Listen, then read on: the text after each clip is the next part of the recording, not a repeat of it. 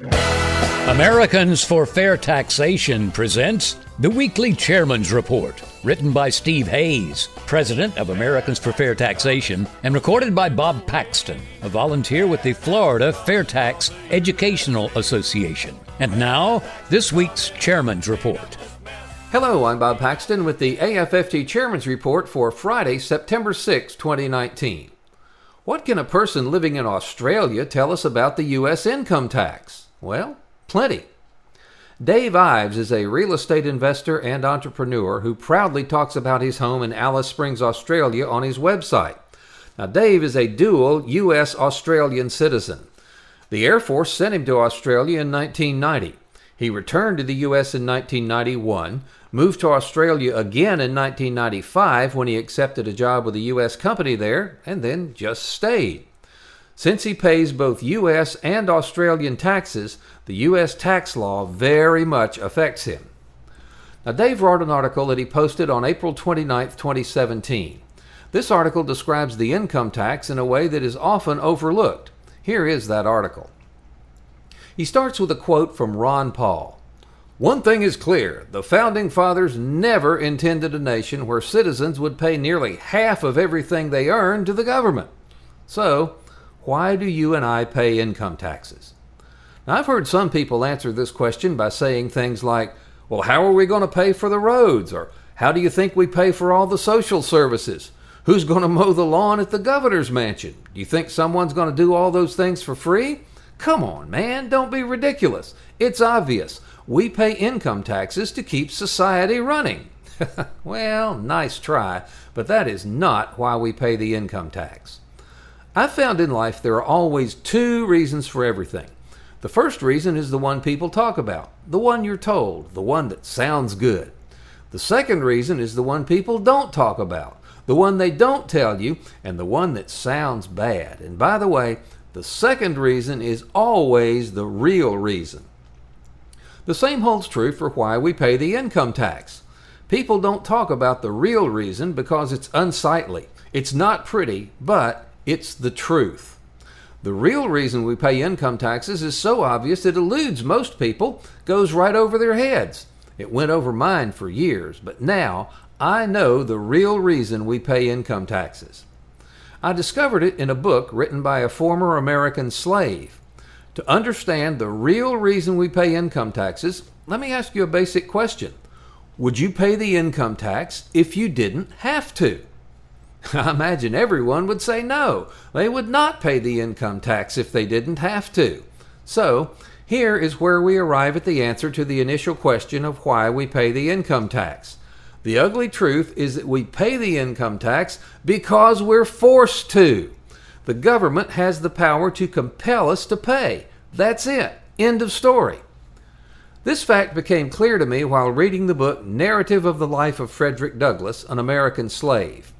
At the end of chapter 10, Douglass talks about handing all of his wages over to his master. "I was getting $1.50 per day," he says. "I contracted for it. I earned it. It was paid to me. It was rightfully my money. Yet, every Saturday night, I was compelled to turn over every cent of that money to Master Hugh. Why? Not because he earned it. Not because he had even the slightest hand in earning it. Not because I owed it to him either.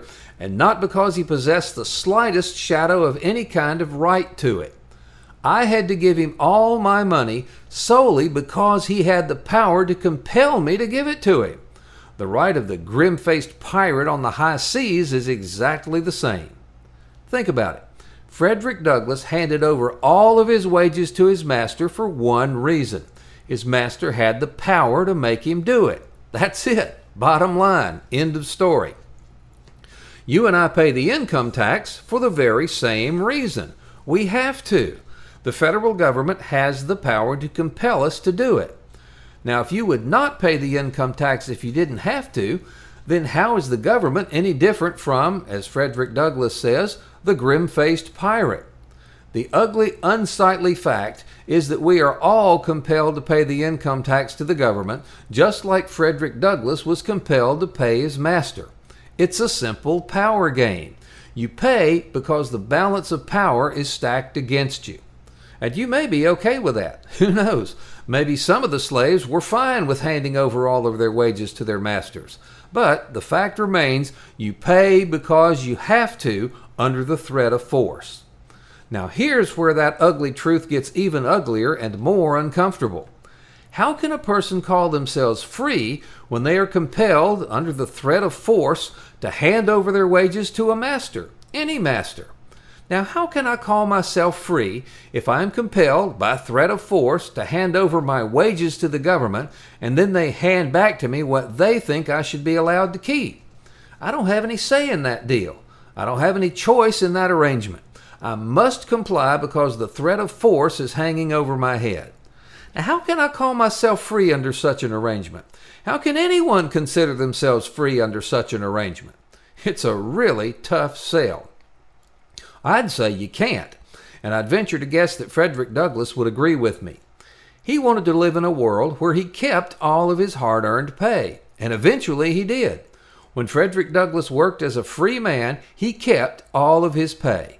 He touched his money first. The government didn't touch it at all. He earned it, he kept it, and he was free to spend that money however he wanted. He could give some to charity, he could buy the things he wanted, he could do whatever he wanted with it. He was in charge of how he spent his own hard-earned money. Now, the reason Frederick Douglass kept all of his pay is at that time in the United States, there was no such thing as an income tax. That's right. In Douglass's time, the income tax didn't exist. The United States operated perfectly fine for its first 130 years or so without an income tax. Now, for some reason, the Founding Fathers didn't include a provision in the Constitution for an income tax. Wonder why that is. Maybe they just forgot. Or maybe they understood the evils of giving the federal government the power to tax the income of individual citizens. Maybe they knew it would give the federal government too much power over the citizens. It would change the balance of power from a government that worked for the people to a government that ruled the people. Maybe they left an income tax out of the Constitution on purpose. Maybe, just maybe, they knew what they were doing. Now, politicians pushed and pushed and pushed for an income tax, but they couldn't get it through. The Constitution wouldn't allow it. But finally they accomplished their dirty deed with the 16th Amendment in 1913.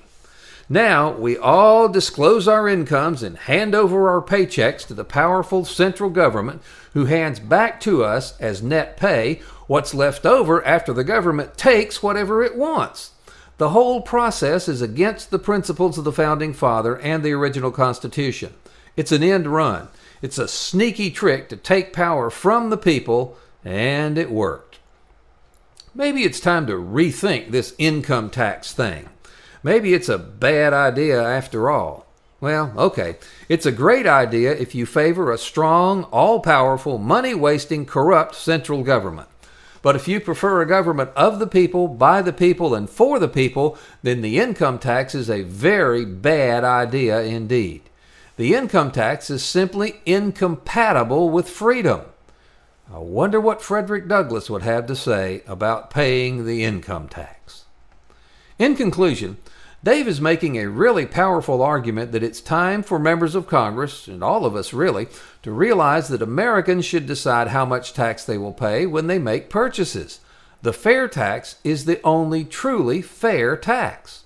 Now already, more and more Americans are doing what enslaved people have done for centuries. They're protesting.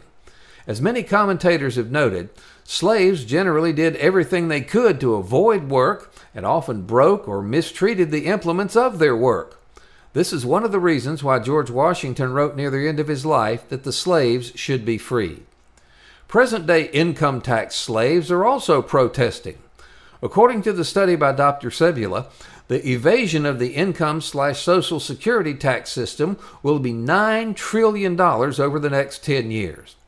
As we move farther away from an economy where most of us are employed by others and are subject to tax withholding, to an economy where we calculate and pay our own taxes, this evasion will only grow.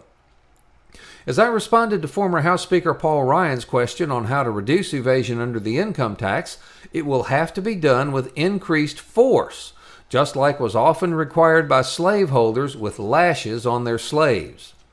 The simple way for Congress to free the income tax slaves is to pass the fair tax, the only truly fair tax.